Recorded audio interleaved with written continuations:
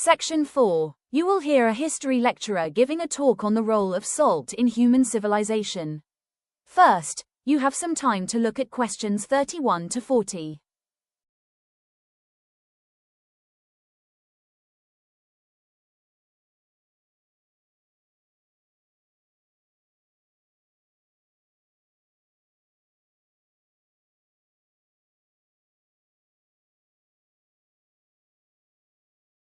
Now listen carefully and answer questions 31 to 40. Good morning. Today, we're going to discuss a substance that is so common in our lives that we barely give it a second thought: salt. While we see it as a simple seasoning, salt, or sodium chloride, has been one of the most essential commodities in human civilization. Its profound importance throughout most of the past is something that is actually quite difficult for us to fully understand today. So, how did early civilizations get their salt? The two main methods were mining it from ancient deposits underground, and the evaporation of seawater. Once obtained, getting it to where it was needed was a major challenge. The Romans famously constructed roads, like the Via Salaria, specifically to improve the transport of salt from the coastal salt pans to the city of Rome. In fact, salt was so valued that Roman soldiers were sometimes paid part of their wages in it. This is where we get the modern English word, salary. However, salt's most critical role was as a preservative.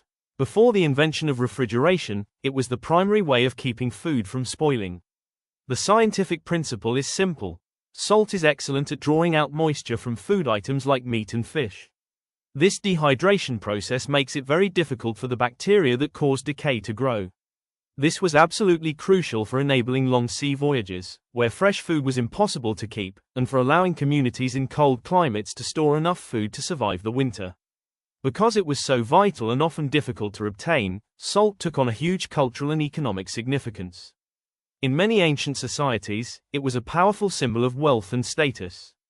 If you were a rich and important person, you would have an elaborate salt cellar on your dining table.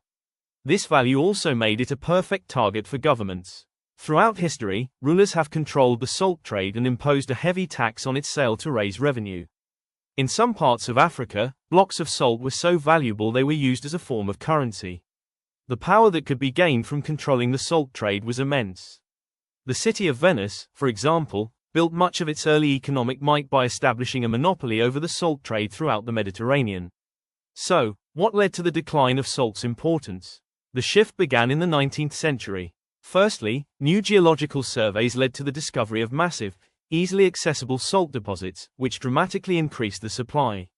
At the same time, advances in modern chemistry began to provide other, more effective food preservatives.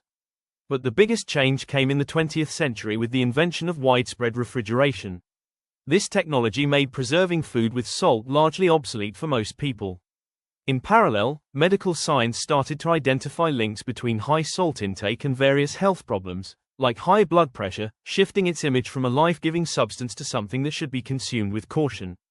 In conclusion, salt's journey from a precious commodity, worth its weight in gold, to a common item in every kitchen cupboard is a fascinating one. In many ways, its story is a perfect reflection of human history itself, driven by need, technology, and science. That is the end of section 4. You now have half a minute to check your answers.